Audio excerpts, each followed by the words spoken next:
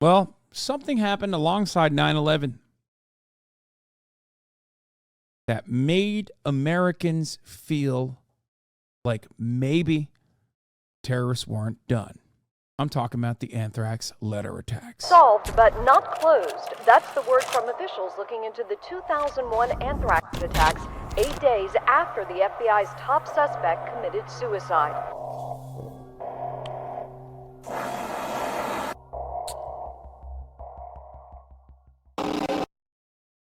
On September 11th, 2001, the United States endured the deadliest terrorist attack in its history, leaving every citizen in a state of disbelief and despair. This attack displayed American vulnerability and established a sense of uncertainty within the nation. In spite of the growing fear and grief, millions came together to rebuild not just what was taken, but the very heart of the American people. Further attacks were anticipated, but it was unclear when or where they would occur, and what form they would take.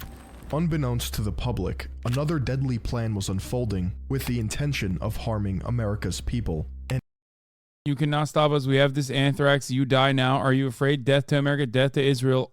Allah is great. Another deadly plan was unfolding with the intention of harming America's people and adding to the widespread hysteria. Overshadowed by a more visceral and chaotic national tragedy, this scheme would be all but forgotten if it wasn't for the distinct weapon used to sow chaos. Anthrax. Odorless, colorless, and tasteless. An invisible organism capable of sending a strong message. If a weaponized biological agent were to be released in mass, the aftermath would rival that of a nuclear fallout. Instead of a silent breeze and flash before your eyes, you would watch in horror as those around you rot from the inside out. If you've never heard of anthrax or Bacillus anthracis, it's a dangerously infectious disease caused by a gram-positive bacteria. For reference, gram-negative bacteria are usually more challenging to treat, like pneumonia and meningitis, while gram-positive, like anthrax, require precise antibiotics.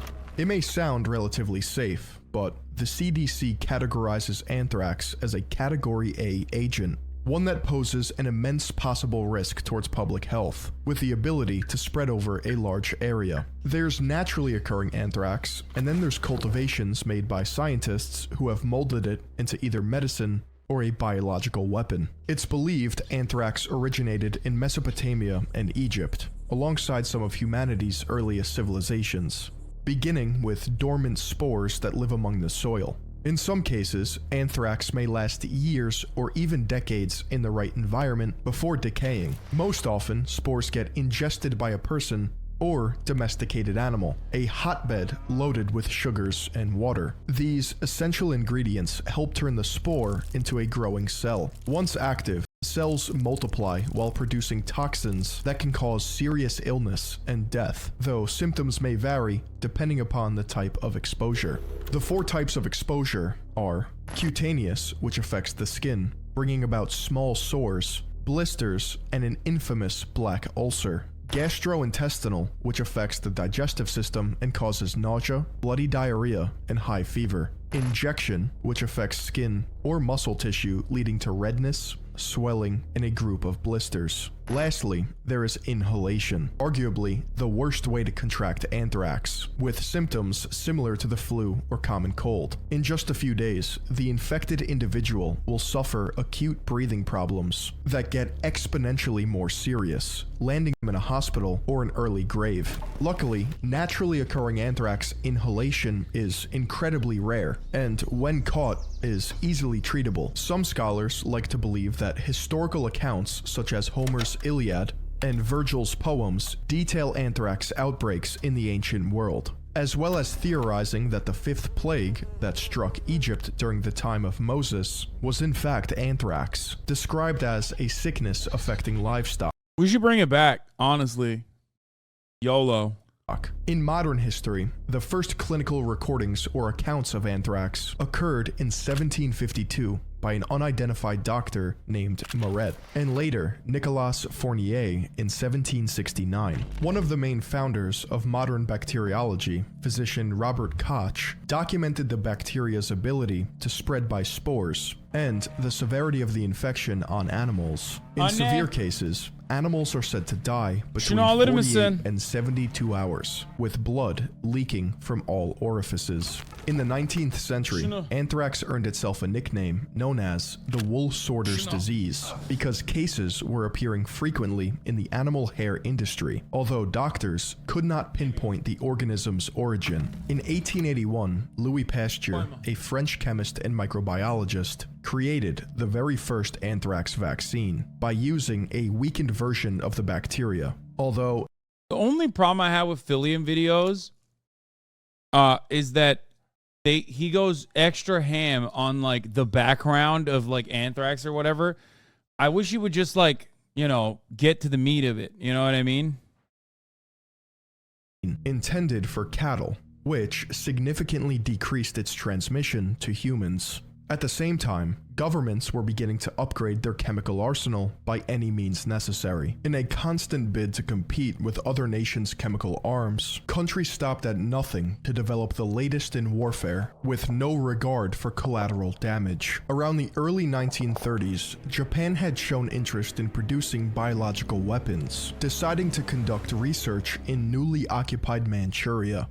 Reports indicate the Japanese deliberately infected prisoners of war with anthrax and other deadly diseases, going as far as to attack several Chinese cities with anthrax. Yeah, so Unit 731, luckily after the war ended, after World War II ended with a peace treaty and a surrender, like a negotiated surrender, without any like nuclear weapons being used on the island, they immediately looked at the research and saw that there was some of the grossest war crimes that anyone had ever committed, like atrocities anyone had ever committed on other human beings. And immediately America was like, we need to destroy these, and we need to make sure that the guys who are responsible for these war crimes are punished. And then they did that. Or the exact opposite of that happened, where America threw an atom bomb too, just the second one just to test it out, and to flex on Russia and show the USSR that we had multiple of these, and then turned around and protected Unit 731 that committed these war crimes, and then used some of the germ warfare research that they actually took from Unit 731 in the Korean War. That's the second thing, is what happened. By spraying them from aircraft. There was also Japan's Operation Cherry Blossoms, a short-lived plan to drop virulent diseases from planes along the United States West Coast in San Diego, Los Angeles, and San Francisco. The crew of the submarine aircraft carriers were even told to infect themselves and run ashore in a kamikaze-like suicide to spread the diseases as much as possible. As technology advanced, beside desperate warfare methods, it was up to scientists to introduce defensive measures against the many forms of chemical attacks. By 1944, just before the end of World War II, penicillin became the primary way to combat anthrax infections and other gram-positive bacteria. The West, specifically the United States, developed their own vaccine in the 50s, with a noted 92.5% effectiveness. Dude, if anthrax came back, you know motherfuckers are not taking this. Permafrost starts melting. We find like new hidden anthrax. Okay? Scientists immediately rush to update the anthrax vaccine. How many hogs are not taking it?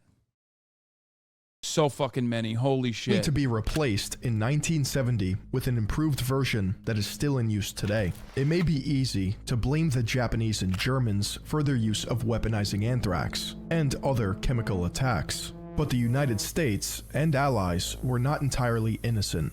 And neither is your web browser. Which is why today's video is sponsored by Surfshark VPN. To try it out, go to I'm showing you his link. Anthrax outbreak triggered by climate change kills boy in Arctic Circle. 72 nomadic herders, including 41 children, were hospitalized in far north Russia after the region began experiencing abnormally high temperatures. There you have it, folks. It's, you know, if it came all the way up to America, hogs would refuse to take a anthrax vaccine, and Surfshark.deals/Philion for 3 extra months for free. That's promo code Philion at surfshark.com. And thank you to Surfshark for sponsoring this video. In 1942, the Allied forces experimented with anthrax to use in bioweapons, with a total of 5,000 anthrax bombs created and ready to be deployed against Germany if provoked. On Gruinard Island, off the coast of Scotland, Great Britain conducted bioweapon research in an effort to observe the widespread release of anthrax on organic matter. In conclusion, the British massacred 80 sheep that were placed on the island and rendered the environment uninhabitable for 46 years. It was becoming more and more apparent just how dangerous anthrax, or at least the weaponized version, truly was. In 1950, during the onset of the Korean War, US troops were inoculated in an effort Wait, where did they get the anthrax from in 1950 in the Korean War? to protect them against enemy biological warfare, because such weaponry became increasingly dangerous as countries were continuing to ramp up research and stockpile supplies. Oh, for the record, they did this because they were the projection. They did this because they were using it. I don't know if Philion will talk about it, but we don't know because he skipped the history. No, man, that was like fucking 17th century shit. Shut up. I skipped that part. In 1969, President Nixon issued an executive order ending the US's bioweapons program. And in 1970, because he was a fucking commie, dude, created the EPA, normalized relations with China, okay? Literally fucking ended our biological weapons usage, like, well, ended. But still, what the fuck? Lame ass California Republican. You knew his ass was a commie. 72. Oh, price checks instituted a price freeze. Over 100 nations signed a treaty that vowed to destroy present inventory of toxic Did gas rationing killing car heads? Truly.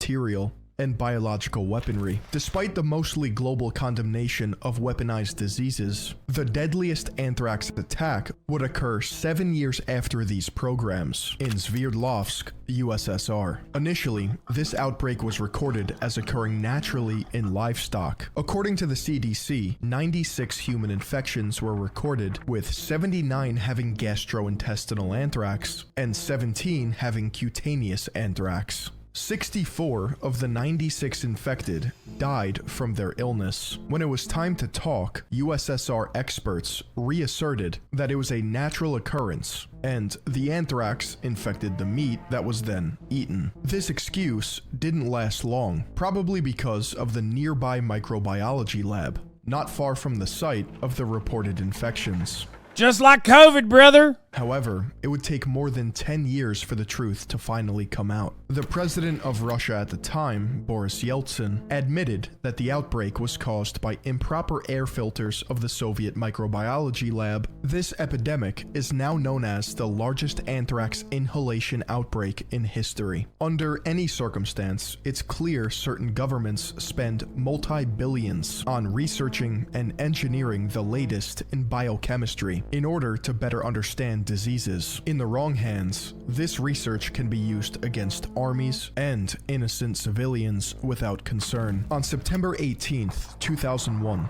a week after 9/11, 2 letters were placed in a mailbox in Trenton, New Jersey, sent to Tom Brokaw at NBC News and to the New York Post, both located in New York City. 3 weeks later, 2 more letters postmarked October 9th, 2001, were mailed to Senators Thomas Dashley and Patrick Leahy at their Washington, D.C. offices. A 5th letter is believed to have arrived at American Media, located in Boca Raton, Florida. Considering the reports of an outbreak at the facility, yet no letter was ever found. They were white, photocopied pieces of paper with an irregular shape The first letters contained a coarse, low-grade anthrax powder that was brown in color. This is typical when the chemist or perpetrator in question is most likely a mad scientist in his garage. However, the second round of letters contained a near-perfect form of anthrax, a gas-like substance making it deadly and highly volatile, indicating the work of a seasoned microbiologist. There are two possible explanations for the differences in quality of the anthrax. 1. The attacker wanted to purposely throw off investigators, or 2. The attacker perfected their formulation of anthrax. The anthrax spores would spiral into the air from the ripping of the letter, infecting anyone who breathed them. The New York Post and Brokaw letters were identically handwritten to the letters received by Senators Dashley and Leahy. In total, 22 victims contracted anthrax as a result of the mailings, although the DOJ's investigative summary includes another 31 who tested positive for exposure to anthrax spores, as well as 10,000 more people who were deemed at risk from possible exposure and were given antibiotics as a precaution. Of the 22, 11 contracted inhalation anthrax by inhaling the spores. The other 11 suffered from cutaneous anthrax by absorbing it through their skin. 5 of the inhalation This is how hog cops think they'll get fucking